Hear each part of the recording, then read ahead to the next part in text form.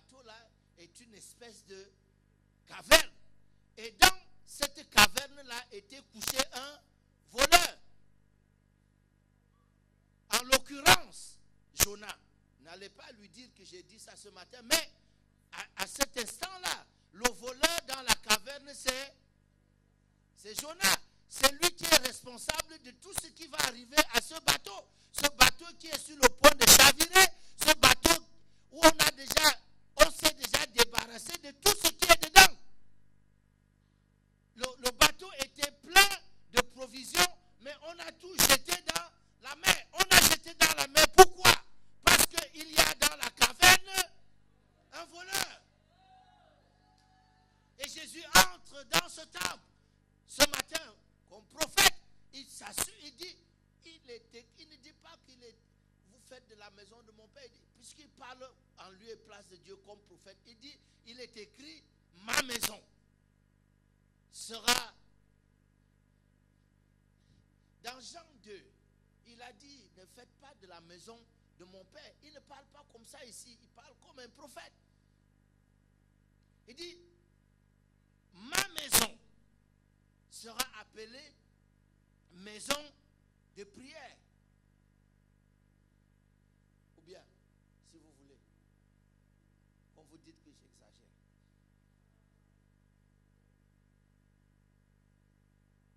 Combien de fois, devant une situation, au lieu de prier, tu t'es mis à maudire quelqu'un? Tu t'es mis à en vouloir à quelqu'un?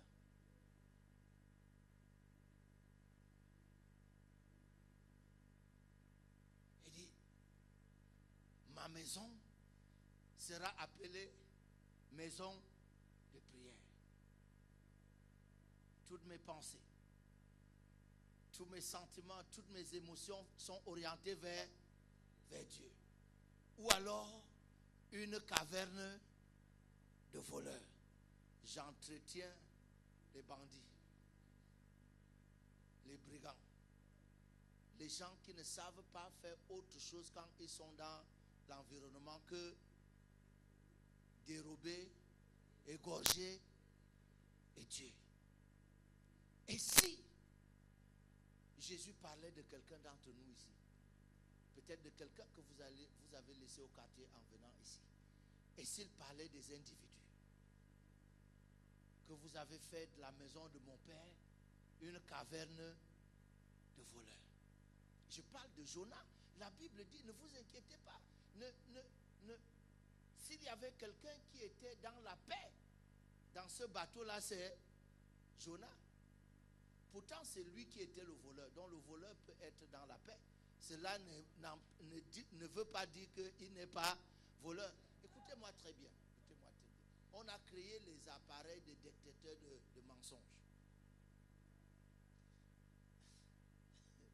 Un jour, j'étais à une église comme ça, j'ai parlé, et puis il y a un jeune homme qui m'a dit qu'il veut aller demander le visa pour les États-Unis. Et il était inquiet, ainsi de suite. Bon, je lui dis que non, c'est pas tant le dossier qui te donne le visa, c'est l'entretien que tu vas avoir avec l'agent consulaire. C'est lui qui te donne le visa. C'est pas les papiers que tu as remplis là. On sait d'ailleurs qu'on remplit tous les papiers là avec le mensonge. Et je lui dis, oui. Et je lui dis que quand tu vas poser ta main là on dit qu'on prend tes empreintes. En fait, ce n'est pas tes empreintes qu'on veut. On veut voir le battement de ton cœur. Parce que la technique est basée sur quoi? Elle est basée sur le fait que quand quelqu'un ment, son cœur bat plus fort. Donc, quand tu poses, on se rend compte que ton cœur bat à un rythme. Alors, je lui dis, écoute-moi mon fils, quand tu arrives à ce niveau-là, respire et prends tout ton calme et pose la main comme si de rien n'était. Vous savez, la prochaine fois qu'il m'a vu, il courait, il dit que ça a marché. Qu'est-ce que je veux dire? Je veux dire que même le bandit peut être calme. Même le voleur peut traverser le détecteur de mensonges sans. Et dans les yeux. Si tu dis la vérité, regarde-moi dans les yeux. Il te regarde froidement dans les yeux parce qu'il a déjà maîtrisé ça depuis. Est-ce que vous êtes là? Donc ce n'est plus une preuve de quelque chose. Qu'est-ce que je veux dire? Je veux simplement dire qu'il peut avoir un Jonas tranquillement en paix au fond de la caverne. Et pourtant c'est lui qui est le responsable de ce qui se passe. On demande à Jonas, dis-nous, qui nous attire ce malheur? Jonas répond que c'est moi qui vous attire ce malheur. Jetez-moi dans la mer. Il n'y a pas deux solutions. Les voleurs qui sont dans la caverne doivent être chassés. Et une fois que les voleurs qui sont dans la caverne sont chassés, ceux qui devaient entrer va entrer. Une fois que les voleurs ont été chassés du temple, la guérison est entrée dans le temple. L'adoration est entrée dans le temple. Même les bébés ont commencé à adorer. Alors que je vais vous inviter à vous mettre debout. Je veux que ce matin, vous imaginiez une seule chose. Je veux que vous vous imaginiez une seule chose.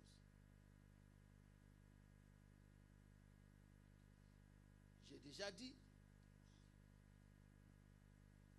que la Bible déclare ce matin que vous êtes le temple de Dieu. Dites avec moi, je suis le temple de Dieu. Je suis le temple de Dieu. Destiné à être une maison de prière. L'Esprit de Dieu habite en moi. Le même esprit qui planait sur les eaux au jour de la création.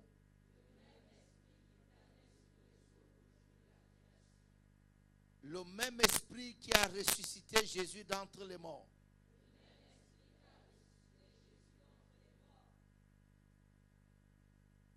Je suis saint. Parce que le temple de Dieu est saint. Je suis saint. Parce que le temple de Dieu est saint. Je veux que vous intégriez ces petites choses. Vous n'êtes pas saint parce que vous êtes en train de faire quelque chose. Vous êtes saint parce que le temple de Dieu est. Et que dans sa grâce, Dieu vient de dire que vous êtes son temple. Vous êtes le temple de Dieu. Le temple de Dieu est saint par conséquent. Vous êtes saint. Vous êtes là? Dites avec moi. Parce que je suis le temple de Dieu. Quiconque tente de me détruire, Dieu le détruit. S'il y a une chose dans ma vie dont le but est de me détruire, cette chose-là sera détruite. Une fois que vous avez dit ça, ayez ceci en pensée.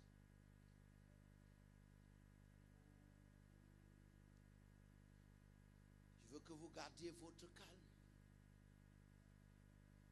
Parce que la prophétie que le prophète de Nazareth a amenée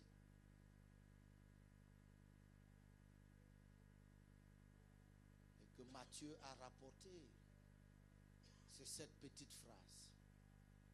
Jésus entra dans le temple. Je veux que tu gardes tes yeux fixés sur ce mouvement-là de Jésus qui entre dans le temple que tu es. Pendant quelques secondes, vois-le entrer dans le temple.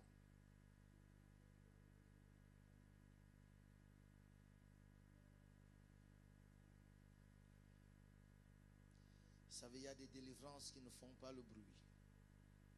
Vois-le entrer dans le temple que tu es. Et alors qu'il entre dans ce temple, vois-le en train de chasser tous les voleurs. Vois-le en train de chasser tous les voleurs.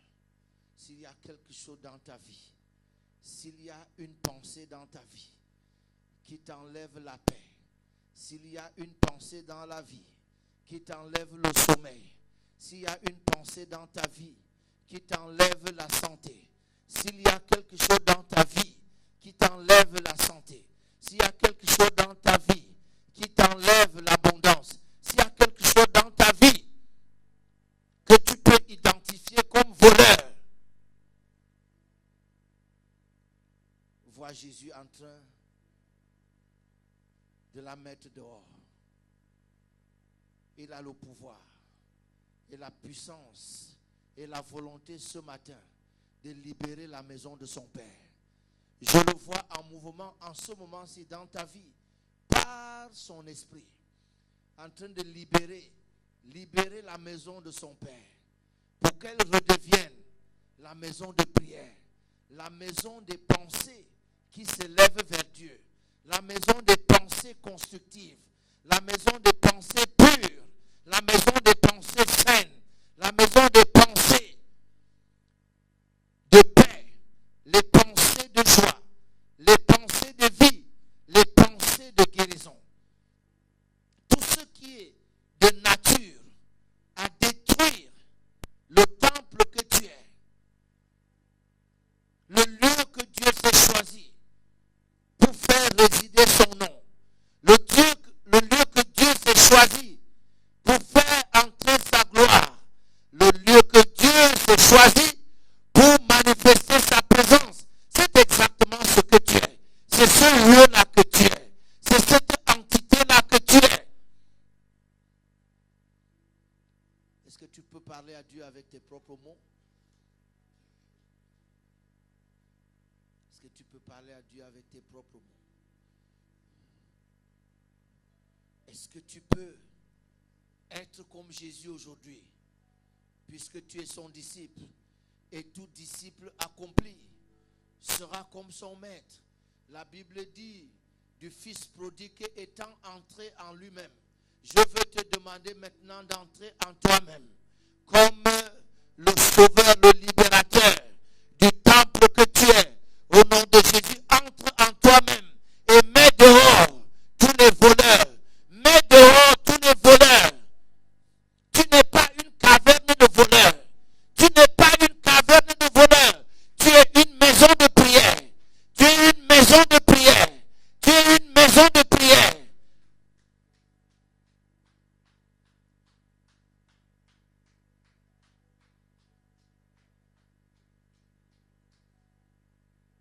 Vous savez pourquoi on peut prier sans prononcer les mots? Parce que la prière, c'est les pensées.